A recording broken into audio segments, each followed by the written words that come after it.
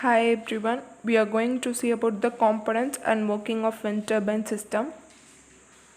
Components of wind turbine system. Blades are the first component in wind turbine and wind blow ஆகும்போது blades வந்துட்டு rotate ஆகும். இது யூசுவலாக 2 அப்படின்னா 3 வந்துட்டு இருக்கும். Next rotor. இந்த blades and blades கனெக்ட் ஆகிருக்க ஹப் இது ரெண்டும் சேர்ந்தது தான் வந்துட்டு rotor. நெக்ஸ்ட் வந்துட்டு pitch system. So pitch system வந்துட்டு பிளேட்ஸோட டர்னிங்கையும் ரோட்டரோட ஸ்பீடையும் கண்ட்ரோல் பண்ண யூஸ் ஆகுது. விண்ட் டர்பைனில் 2 டைப்ஸ் ஆஃப் ஸ்பீட் ஷாஃப்ட் இருக்குது. ஒன்று லோ ஸ்பீட் ஷாஃப்ட், இன்னொன்று high speed shaft. So low speed shaft வந்துட்டு 30லேருந்து 60 RPM வரைக்கும் வந்துட்டு இருக்கும். ஹை ஸ்பீட் ஷாஃப்ட் வந்துட்டு 1000லேருந்து 1600 RPM வரைக்கும் இருக்கும். இந்த கியர் பாக்ஸ் வந்துட்டு லோ ஸ்பீட் ஷாஃப்ட்டை ஹை ஸ்பீட் ஷாஃப்டாக கன்வெர்ட் பண்ணி தரும். பிரேக் ஏதாவது எமர்ஜென்சிஸில் ரோட்டரை வந்துட்டு நம்ம ஸ்டாப் பண்ணணும் அப்படின்னா அப்போ வந்துட்டு நம்ம பிரேக் யூஸ் பண்ணுவோம். நெக்ஸ்ட் ஜென்ரேட்டர் வர்ற மெக்கானிக்கல் எனர்ஜி எலக்ட்ரிக்கல் எனர்ஜியை கன்வெர்ட் பண்ணி தருது ஜென்ரேட்டர்.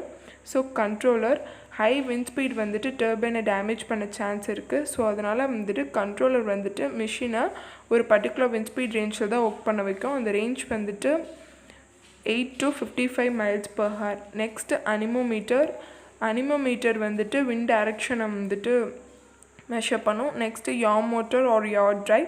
ஸோ யார் ட்ரைவ் வந்துட்டு விண்ட் டைரக்ஷன் சேஞ்ச் ஆகும்போது விண்ட் டைரக்ஷனுக்கு ஏற்ற மாதிரி விண்ட் டர்பைனை அட்ஜஸ்ட் பண்ணுறதுக்கு யார் ட்ரைவ் வந்துட்டு ஹெல்ப் பண்ணுது. Next working of wind turbine system. So இதில் ஃபர்ஸ்ட்டு பார்த்தோம் அப்படின்னா விண்டு வந்துட்டு ப்ளோ ஆகுது. ஸோ விண்டில் வந்துட்டு கைனட்டிக் எனர்ஜி இருக்குது. அந்த கைனட்டிக் எனர்ஜி வந்துட்டு பிளேட்ஸை ரொட்டேட் பண்ணுது.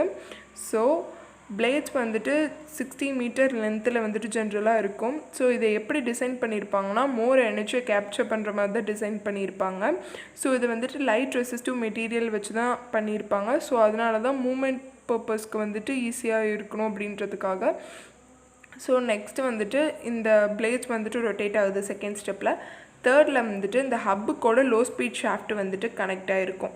ஸோ இப்போ இந்த லோ ஸ்பீட் ஷாஃப்ட்டை வச்சு நம்மளால் எலக்ட்ரிசிட்டி வந்துட்டு ப்ரொடியூஸ் பண்ண முடியாது. அதனால நம்ம கியர் பாக்ஸ் வச்சு இந்த லோ ஸ்பீட் ஷாஃப்ட்டை ஹை ஸ்பீட் ஷாஃப்டாக கன்வெர்ட் பண்ணியிருப்போம். அது 4th பாயிண்ட். நெக்ஸ்ட் இந்த ஹை ஸ்பீட் ஷாஃப்ட் வந்துட்டு ஜென்ரேட்டர் ட்ரைவ் பண்ணுது. ஸோ இந்த ஜென்ரேட்டர் மெக்கானிக்கல் எனர்ஜி எலக்ட்ரிக்கல் எனர்ஜியை நமக்கு கன்வெர்ட் பண்ணி தருது. இது 5th பாயிண்ட். ஸோ இந்த 6th பாயிண்ட் என்னென்னா விண்டு வேன். ஸோ விண்டு வேன் வந்துட்டு விண்டோட டைரக்ஷனை மெஷர் பண்ணும். ஸோ மெஷர் பண்ணி அதுக்கு தகுந்த மாதிரி தான் வந்துட்டு விண்ட் டர்பைனில் இருக்க அந்த பிளேட்ஸ் வந்துட்டு ரொட்டேட் ஆகும். ஸோ நெக்ஸ்ட் இந்த ஜென்ரேட்டரில் ப்ரொடியூஸ் ஆகிற எலக்ட்ரிசிட்டி வந்துட்டு டவருக்குள்ளே இருக்க கேபிள் வழியாக டிரான்ஸ்போர்ட் ஆகும். ஸோ இது 8th பாயிண்ட். 7th பாயிண்ட் என்ன அப்படின்னா டவர்.